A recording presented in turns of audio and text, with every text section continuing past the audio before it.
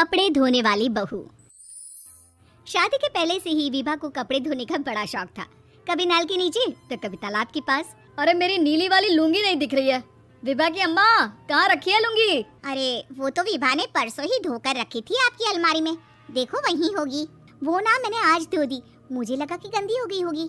अरे कैसे गंदी हो गई थी, उसे तो मैंने पहना भी नहीं। हे भगवान, इस लड़की के कपड़े धोने की आदत से परेशान हो गया हूँ मैं। जितना तो घर में राशन नहीं आता, उससे कहीं ज्यादा डिटर्जेंट पाउडर का खर्चा है। इसकी शादी करवा दो, शादी जाए अपने घर में ही करे काम, फिर चाहे घर के कपड़े धोने हो या पूरे गांव के। हाँ ठीक बोल रही हूँ, देखता हूँ मैं कोई लड़का। वो दिन भी आ जाता है जब विभा को देखने लड़के वाले आ जाते हैं। लड़की मुझे अच्छी लगी। होने वाली सास कहती है, बेटी अगर कुछ पूछना है तो पूछ लो। वैसे तो हमारी लड़की बहुत ही शर्मीली है, जो बोल दो वो मान लेती है, इसे क्या पूछना होगा। अरे कैसी बात कर रही हो माँ, मुझे इन लोगों के घर रहना है, सवाल तो कई है। हाँ हाँ बेटा, पूछ लो ना, क्या पूछना है। आप लोगों के घर कपड़े कौन धोता है? सास का मुंह बन जाता है।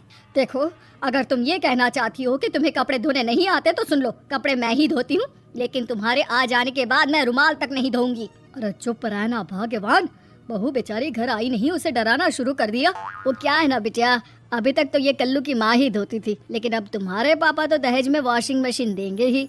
तभी विभा की माँ बोल पड़ती है, सवाल भी पूछा तो क्या, वैसे भाई साहब मशीन की तो फिर भी कपड़े धोने की कैपेसिटी होती है। मतलब जो बिटिया दे रहे हैं ना विभा, इसे कपड़े धोने का बहुत शौक है। ये आप लोगों के क्या, आस पड़ोस गांव मोहल्ले सबके कपड़े धो दे और उफ तक ना करे। बाहर देखा नहीं आपने कितने कपड़े सूख रहे हैं, सब हमारी बिटिया ने ही तो धोए हैं। बस भी करो ना माँ, शर्म आ रही इतनी तारीफ सुनकर।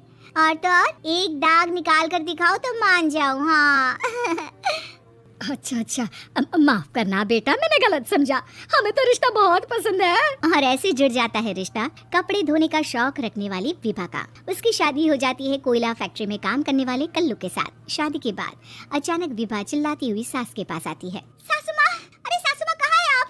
ये तो धोखा है, धोखा दिया आप लोगों ने मुझे। इसे ससुर के चक्कर के बारे में पता चल गया। अरे तो उसमें तुझे क्यों धोखा मिला है? अरे नल में पानी नहीं आता, कपड़े कैसे कब धुलेंगे? अच्छा, तू पानी नहीं आ रहा उसकी बात कर रही है? तो आपने क्या सोचा? कुछ नहीं। अच्छा, तेरी माँ ने कहा था कि कपड़े धोने का शौक है तुझे, याद आया मुझे। शौक बोलकर कपड़े धोने वाले मेरे जुनून को कम ना आके सासू माँ, कपड़ा धोना मेरा गुरूर है।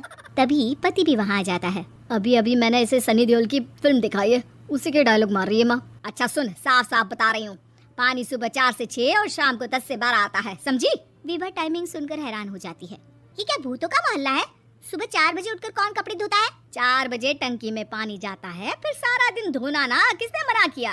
अरे कैसी बात कर रही है, 200 लीटर की टंकी में कितने कपड़े धो लूंगी मैं? सुबह ही उठ जाऊंगी मैं। अब क्या था, विभा सुबह 4 से लेकर रात के 12 बजे तक कपड़े ही धोती रहती। एक रोज सास पड़ोस से निकलकर कहीं जा रही होती है कि साथ वाली कहती है, हाँ कल्लू की माँ, जरा ये बताओ कि 2 साड़ी है, 2 ब्लाउज और एक पेटीकोट और एक नाड़े वाला लंबा कच्छा। हाँ तो? अरे तो क्या, कितना लोगी धुलाई ये बताओ। धोबन दिख रहे हैं हम क्या? हमारे पति सरकारी नौकरी से अभी रिटायर हुए हैं और बेटा सुपरवाइजर है कोयला फैक्ट्री में। धोबन समझ रखा है हमें? हाय रे कल्लू की अम्मा, माफ कर दो, वो तो मोहल्ले में यही सब बता रहे थे कि तुमने बहू को कपड़ा धुलवाने के काम में लगा दिया है। सास को पड़ोसन की बात सुनकर गुस्सा आ जाता है। वो घर पहुंचती है जहां घर के बाहर ही इतने सारे कपड़े सूख रहे होते हैं जितने कि किसी धोबन के घर पर। अरे ओ कल्लू की दुल्हन, बाहर निकल। माँ जी यहीं आ जाओ, बाथरूम में चादर धो रहे हैं हम। अरे अभी हम धोते हैं, तुमको बाहर निकलो। ये आस पड़ोस वाले बोल रहे हैं कि हम बहू से कपड़े धुलवा कर उसे कपड़ा धोने वाली बना दिए हैं। अरे छोड़ो ना माँ जी, किन लोगों की बातों में आती हो? आस पास के लोगों का तो काम ही होता है कि वो किसी तरह सास बहू को लड़ा दे। बहू सारे घर के कपड़े धोती है, ये क्या कम है? बोलिए। सास को भी लग जाता है कि वो बहू का ये सनकीपन नहीं छुड़वा सकती, इससे अच्छा है कि खुद ही चुप हो जाए।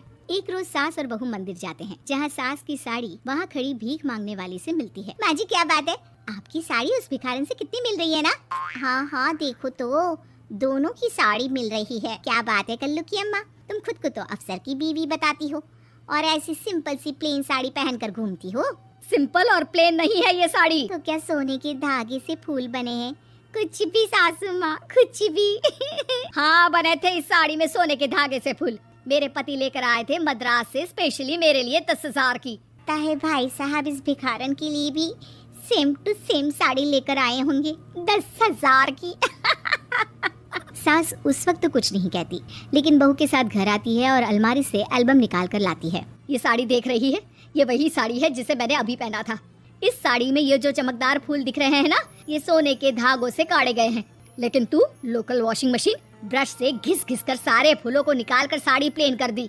मुझे माफ कर दीजिए सासू माँ। और तो और, जब मैंने तुझे तेरी गलती के लिए कुछ नहीं कहा, लेकिन तूने तो सबके सामने मेरा मजाक ही बना दिया। क्यों? बहू को समझ में आ जाता है कि अब से उसका कपड़े धोना बंद।